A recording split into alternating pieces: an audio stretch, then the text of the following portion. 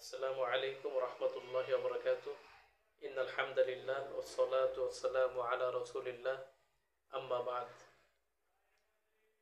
প্রিয় মুসলিম ভাইয়েরা, আমাদের ধারাবাহিক বিষয়ভিত্তিক আলোচনা চলছিল সমাজে প্রচলিত নানা রকম বেদাত নিয়ে। তো আরেকটি বেদাত হচ্ছে খতমে খাজেগান পাঠ করা।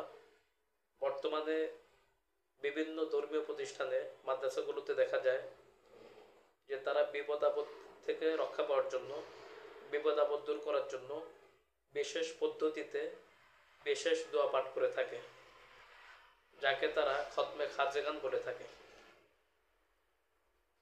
তো এরকম কোনো আমল রাসূলুল্লাহ সাল্লাল্লাহু আলাইহি ওয়াসাল্লাম থেকে প্রমাণিত নয়, সাহাবায়ে কেরাম থেকে প্রমাণিত নয়, তাবেঈন এবং তাবেঈন থেকেও প্রমাণিত নয়।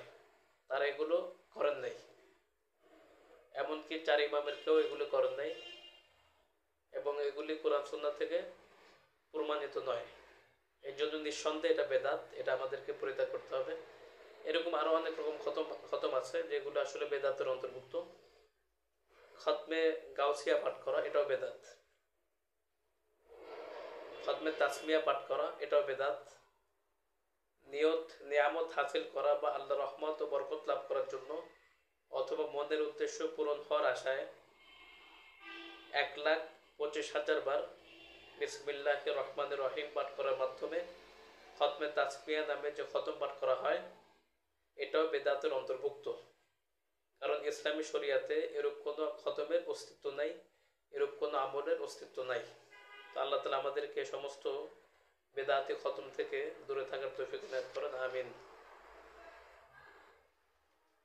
অনুরূপভাবে খতমে ইউনুস পাঠ করা বেদাত, সেটা আমরা পরবর্তী মাজলিসে বলবো ইনশাআল্লাহ। আল্লাহ তাআলা আমাদের সবাইকে সমস্ত বেদাত থেকে বেঁচে থাকার তৌফিক দান করেন, আমিন ইয়া রাব্বাল আলামিন। আসসালামু আলাইকুম ওয়া রাহমাতুল্লাহি ওয়া বারাকাতুহু।